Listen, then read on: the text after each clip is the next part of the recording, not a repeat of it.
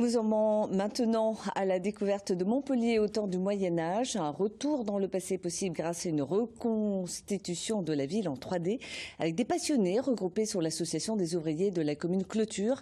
Visite guidée avec Sixtine Boyer et Valérie Benavera. Cachés un peu partout dans l'écusson, ces vestiges sont les marqueurs du passé médiéval de Montpellier. Là, en façade, de ce côté-là, on voit les traces d'une grande baie trilobée qui date du XIIIe siècle. Et donc il y avait deux grandes fenêtres là et une sur le coin là-bas dont on voit encore des traces de la restauration du XVe siècle là, du coup. Donc on a plusieurs époques qui se superposent sur la même architecture.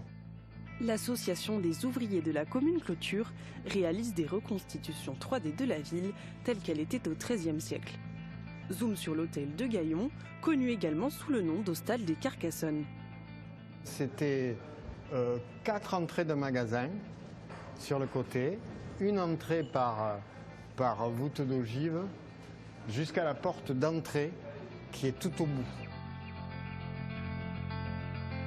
Au moment de leur construction, 800 ans plus tôt, ces demeures de riches marchands étaient toutes conçues de la même manière.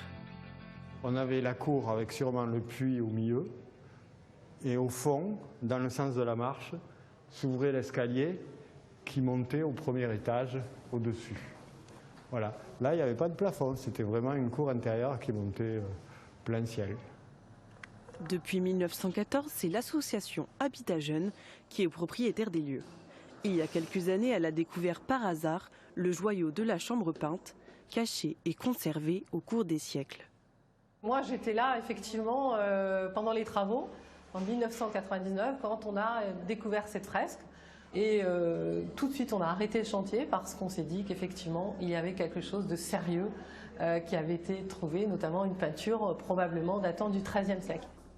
S'inspirant du travail d'historiens et d'archéologues spécialisés dans le bâti, ces remodélisations à portée pédagogique mettent en valeur les trésors oubliés.